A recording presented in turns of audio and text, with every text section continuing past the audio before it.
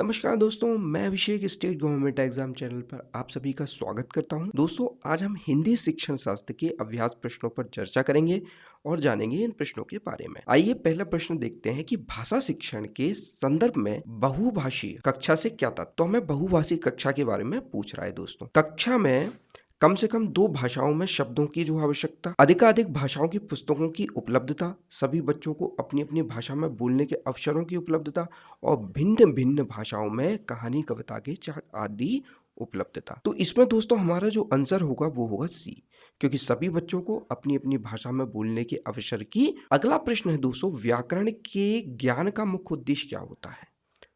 तो व्याकरण के ज्ञान का मुख्य उद्देश्य होता है कि भाषा प्रयोग में अति शुद्धतावादी होना, व्याकरण के बिंदुओं की परिभाषा याद करना, व्याकरणिक तत्वों की सूची बनाना और भाषा प्रयोग में व्याकरण का अध्ययन करना। इसमें दोस्तों हमारा डी विकल्प सही है, क्योंकि भाषा प्रयोग में व्याकरण का ध्यान रखेंगे तो हमारा व्याकरण स्वाभाविक रूप से अच्छा हो जाएगा। अगला प्रश्न है, अनुस्वार और अनुनासिक का प्रयोग करते संबंधी त्रुटियों को दूर किया जा सकता है। कैसे दूर किया जा सकता है अनुस्वार और अनुनासिक की संबंधित त्रुटियों को? अनुस्वार वाले शब्दों की सूची बनाकर? नहीं भाई, ये सूची तो बहुत बड़ी होगी, कब तक याद करोगे। स्वयं सही उच्चारण का आदर्श प्रस्तुत करके? हाँ, ये हो सकता है। अनुनासिक के नियम बनाकर? नहीं नहीं नहीं, नियम तो कोई होते नहीं है। छपी सामग्री से समृद्ध वातावरण देकर? नहीं दोस्तों। तो इसका बी विकल्प दोस्तों बिल्कुल सही है। स्वयं ही सही उच्चारण का आदर्श प्रस्तुत करेंगे तो अनुस्वार और अनुनासिक संबंधित जो है त्रुटियां सही हो सकती हैं। अगला प्रश्न है, शैक्षणिक प्रक्रियाओं में मूल्यांकन के संदर्भ में आप किन कथन से सहमत हैं। परीक्षा और फेल हो जाने के डर वास्तव में बच्चों के लिए प्रेरणा का स्रोत बनकर काम करता है? नहीं, गलत है। बच्चों को पास फेल करना वास्तव में व्यवस्थागत विफलताओं को बच्चों के सिर मढ़ना है, हो सकता है। और कक्षा 8 तक विद्यार्थियों को फेल नहीं करने के प्रावधान के कारण देश में शिक्षा का स्तर गिर रहा है? नहीं, ऐसा नहीं है। शिक्षा का स्तर तो अभी नहीं गिर रहा है, उठ रहा है दोस्तों, ये तो गलत बोल रहे हैं। और कक्षा 8 तक विद्यार्थियों को फेल ना किए जाने के प्रावधान के कारण ही विद्यार्थी सीख नहीं पा रहे हैं। गलत। जिसमें सीखने की ललक होती है वो तो सीखेगा सर, है ना। तो इसमें बी विकल्प बिल्कुल सही है दोस्तों, कि बच्चों को पास फेल करना वास्तव में व्यवस्थागत विफलताओं को बच्चों के सिर्फ मरना है। बाकी सब तो गलत तत्व है सर, मेरे अकॉर्डिंग। तो इसमें बी विकल्प दोस्तों बिल्कुल सही है। अगला प्रश्न है, उच्च प्राथमिक स्तर पर लेखन क्षमता का आकलन करते समय आप किन बिंदुओं पर सर्वाधिक महत्व देंगे, है ना। विचारों की मौलिकता पर अधिक महत्व देंगे, वर्तनी पर, तत्सम शब्दावलियों पर, या मिश्रित वाक्य संरचना पर। मैं तो सिर्फ विचारों की जो मौलिकता होती है उस पर ध्यान दूंगा, क्योंकि विचार जितने अच्छे होंगे मेरी लेखन क्षमता उतनी ही विकसित होगी। तो ए विकल्प दोस्तों इसमें बिल्कुल सही है। अगला प्रश्न है दोस्तों, कि सीखने सिखाने की प्रक्रिया के संदर्भ में आप किस कथन से बिल्कुल सहमत हैं। बच्चों को किसी अवधारणा को ना सीखने के कारण फेल करके रोकना उचित होगा? नहीं, गलत है दोस्तों।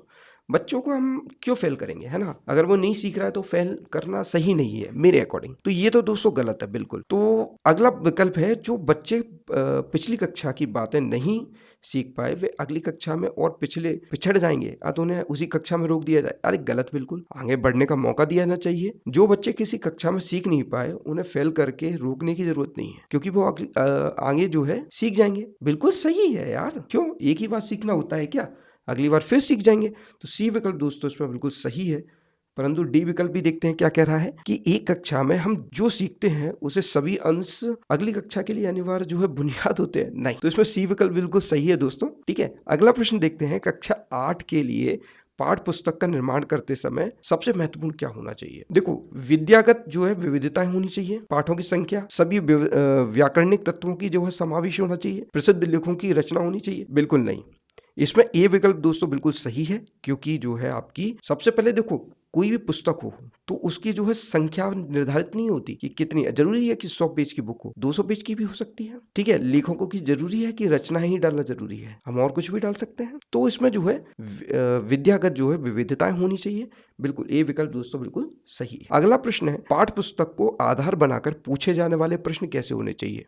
पाठ की विषय वस्तु का जो है विस्तार करने वाले होने चाहिए, तत्वों पर आधारित होने चाहिए, लिखावट को सुंदर बनाने वाले होने चाहिए, स्मरण शक्ति को जो है समृद्ध करने वाले होने चाहिए। तो दोस्तों इसमें ए विकल्प बिल्कुल सही है। क्यों? देखो, मैं भी अगर एज ए टीचर अगर पाठ पुस्तक का जो विषय वस्तु का विस्तार करने वाले होने चाहिए, अगर देखो ऐसे अगर मान लो मैं आपको पाठ देता हूं जो आपकी विषय वस्तु का विस्तार कर रहे हैं, आपकी भाई कल्पनाशीलता को बढ़ावा दे रहे हैं, तो वो पाठ ज़्यादा अच्छे होंगे। तो मेरे ख्याल से दोस्तों पाठ की विषय वस्तु का जो है विस्तार करने वाले जो है होने चाहिए। तो ए विकल्प दोस्तों बिल्कुल इसमें सही है।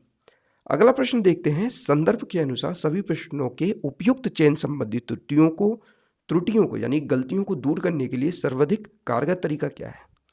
विविध शब्दों का जो है वाक्य प्रयोग करना चाहिए, व्याकरण की विभिन्न पुस्तकें पढ़ना चाहिए, विविध जो है शब्दों की सूची याद करना चाहिए और विविध भाषा प्रयोग से परिचित कराना चाहिए। तो दोस्तों इसका जो आंसर होगा वो होगा दोस्तों ए, आपको शब्दों का वाक्य प्रयोग करना चाहिए। अगर आप वाक्य प्रयोग करेंगे तो आप शब्दों के जो उपयुक्त जो है चयन संबंधी त्रुटि नहीं करेंगे। तो ए विकल्प दोस्तों इसमें बिल्कुल सही है। अगला प्रश्न देखते हैं, श्यामला केवल उन्हीं प्रश्नों के उत्तर लिखती है जो उसे याद है, इसका क्या कारण हो सकता है? उसके विचार प्रक्रिया अव्यवस्थित है? नहीं, हर बच्चे में जो विचार प्रक्रिया होती है वो व्यवस्थित ही होती है, अव्यवस्थित नहीं होती। तो ए विकल्प तो गलत है। उसकी स्मरण शक्ति बहुत तेज है, हाँ ये हो सकता है, इसी वजह से वो लिखती है ऐसा। उसमें जो है कल्पनाशीलता जैसे गुण का अभाव है। उसकी क्षमता में सब ऐसा ही करते हैं, उसकी कक्षा में सब ऐसा ही करते हैं, तो उसकी कक्षा से उसे कोई फर्क नहीं पड़ता। तो ये भी विकल्प गलत है। तो हमारे पास बचे हैं दो विकल्प। देखो, उसकी कल्पनाशीलता जैसे गुण का अभाव है, इसी वजह से उसने क्या किया, अपनी स्मरण शक्ति वृद्धि की। ठीक है, तो सी विकल्प दोस्तों इसमें बिल्कुल सही है। ठीक है, अगला प्रश्न देखते हैं, इस तरह के बच्चों को हिंदी भाषा सीखने में अधिक कठिनाइयों का सामना करना पड़ता है। जिनकी मातृभाषा सरल है, जिसकी मातृभाषा हिंदी से भिन्न है, जिसकी मातृभाषा हिंदी के समान है और जिसकी मातृभाषा मानक हिंदी नहीं है। देखो, जिसकी मातृभाषा हिंदी से भिन्न है ना, उन्हें हिंदी सीखने में बहुत कठिनाई होगी। तो बी विकल्प दोस्तों इसमें बिल्कुल सही है आपका। अगला प्रश्न देखते हैं, बच्चों की भाषा क्षमता का आकलन करने की दृष्टि से निम्नलिखित में से कौन सा जो है प्रश्न सर्वाधिक उपयोगी एवं सार्थक है? नीचे दिए लिखे गए वाक्यों को पढ़कर सुनाइए। मुझे कहानी सुनना अच्छा लगता है। नीचे दिए गए शब्दों के जो है वचन बदलिए। तितली, चूहा, ठीक है, फेरी वाली की आवाज़ सुनिए और किसी एक का कक्षा में जो है अभिनय करके दिखाइए। नीचे लिखे गए शब्दों को पढ़कर सुनाइए और जैसे कि जंगल, धरती, है ना, अन्य और कोई शब्द लिखा हो।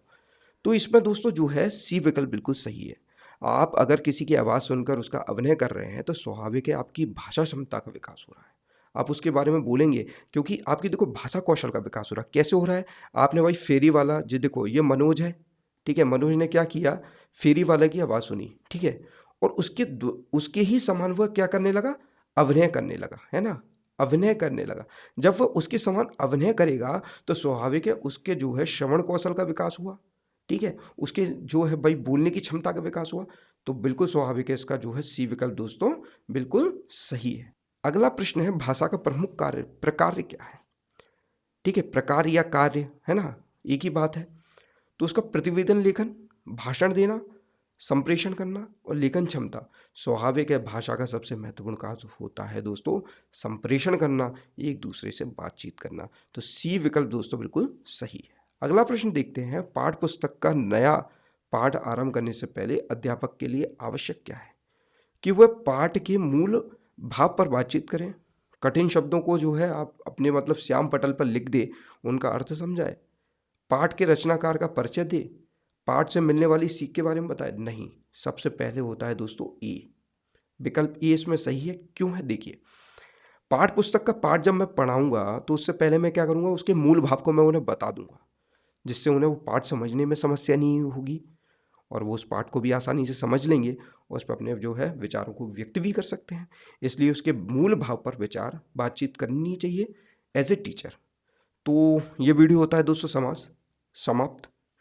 इसी के साथ दोस्तों हम वीडियो करते हैं समाप्त। अगले वीडियो में मिलते हैं। अगर आपको वीडियो अच्छा लगे तो प्लीज़ इसे लाइक कीजिए, शेयर कीजिए और सब्सक्राइब कीजिए।